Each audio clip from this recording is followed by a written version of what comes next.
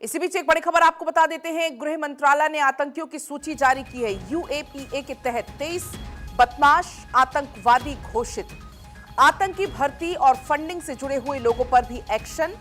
जैश और लश्कर से जुड़े हुए 23 लोग आतंकवादी घोषित हुए हैं और गृह मंत्रालय की तरफ से बाकायदा एक सूची जारी की गई है। यूएपीए के तहत 23 बदमाश जिनको आतंकवादी घोषित किया गया है।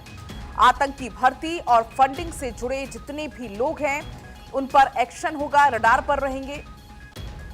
जैश और लश्कर से जुड़े हुए 23 लोग आतंकवादी घोषित हुए हैं और अभी आप देख भी रहे हैं। खासतौर पर अगर हम बात करें जम्मू कश्मीर की, तो वहां पर पिछले कई दिनों से ऑपरेशन शेरावाली चलाया जा रहा है। सर्च ऑपरेशन वहां पर चलाया जा रहा है क्योंकि जम्मू कश्मीर का ये वो इलाका है जहां पर सबसे ज्यादा इस तरीके से गतिविधियां देखी जाती हैं।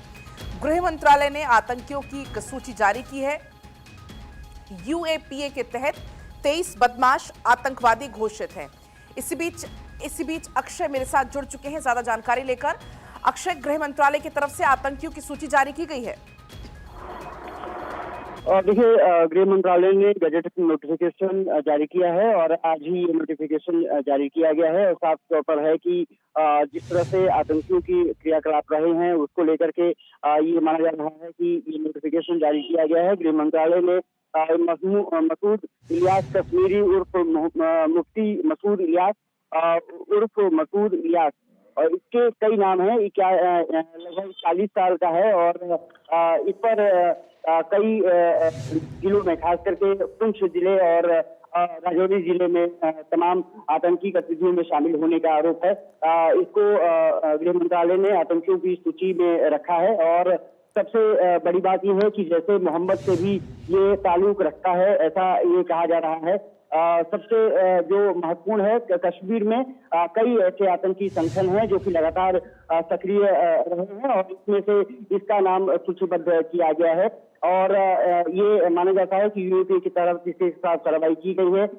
इसके अलावा भी सोशल मीडिया और अन्य चीजों पर खास करके भर्ती कराने पर इसका मुख्य फोकस रहा है। सोशल मीडिया का उपयोग करता था, युवाओं को भर्ती करता था और जैसे मोहम्मद जैसे आतंकी संगठनों के लिए काम करता था, ऐसे आरोप इस पर लगाए गए हैं और अब निश्चित से गृह मंत्रालय ने, क्योंकि इसका पूरा जो खाका है वो तैयार कर लिया है, ये माना जा रहा है कि अब कार्रवाई जो है निश्चित से इसके खिलाफ और तेजी से आगे बढ़ेगी। ये माना जा रहा है कि कई ऐसे अन्य आतंकी भी हैं जिस पर कि यूएपीए के तहत कार्रवाई की जा सकती है। फिलहाल गजट नोटिफिकेशन जारी किया गया है और मोहम्मद इलियास कश्मीरी के बारे में जो कि मुफ्ती मसूद इलियास भी जानता है और मसूद इलियास के साथ साथ अबू मोहम्मद उर्फ मसूद इलियास आतंकवाद में शामिल है और ऐसा गृह मंत्रालय ने कहा है। चौथी अनुसूची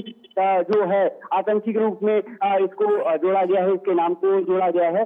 आने वाले समय में और अन्य लोगों पर भी यूएपीए के तहत कार्रवाई की जा सकती है। गृह मंत्रालय लगातार एजेंसियों से आउटपुट ले रहा है कि किस तरह से ये लोग काम करते थे और क्या इसके साथ जो अन्य लोग हैं वो कहां कहां कश्मीर में एक्टिव हैं। ऐसा गृह मंत्रालय के जो इनपुट निकल के सामने आ रहे हैं कि तमाम एजेंसियों से इनपुट ली जा रही है और जिसमें कि सीआरपीएफ है, सेना है और साथ ही साथ जो इंटेलिजेंस एजेंसियां हैं, आईबी अपने नेटवर्क को और तेजी से विस्तार कर रही है। आने वाले समय में अन्य नामों का भी खुलासा किया जा सकता है, उनको भी आतंकियों की सूची में सूचीबद्ध किया जा सकता है।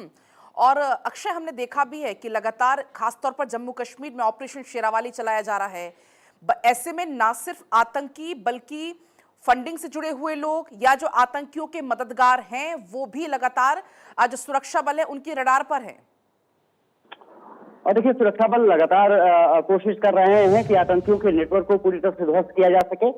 जम्मू कश्मीर में धारा 370 हटने के बाद लगातार आतंक विरोधी कार्रवाई केंद्र सरकार ने की है और आपने देखा होगा कि न्यूट्रलाइज करने के लिए तमाम एजेंसियों ने अपने नेटवर्क को भी बेहतर किया है। सूचना तंत्र को मजबूत करने के लिए लगातार गृह मंत्रालय बैठकें भी करता रहता है, जिसमें कि गृह मंत्री के अलावा तमाम एजेंसियों के जो चीफ हैं और साथ ही साथ एलजी मनोज सिन्हा की बैठकें होती रही हैं। ये माना जा रहा है कि आने वाले समय में इंटेलिजेंस इनपुट के आधार पर अन्य लोगों की भी जवाबदेही तय की जाएगी। और अगर मोहम्मद इलियास से संबंधित कोई भी अगर संगठन में काम करता हुआ पाया जाता है या फिर युवाओं की जो फौज तैयार करने की कोशिश की जाती है, छानबीन लगातार की जा रही है। और अगर पुलिस को एजेंसियों को सूचना मिली तो उनके नाम को भी इस सूची में सूचीबद्ध किया जाएगा।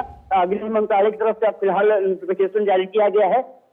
ये कहा जा सकता है कि आने वाले समय में एजेंसियां और सक्रिय रूप से तमाम आतंकी नेटवर्क को खंगालने में जुटेंगी और इनपुट के आधार पर और कार्रवाई होती हुई दिखेगी। ठीक है, बहुत आपका शुक्रिया अक्षय, पूरी जानकारी साझा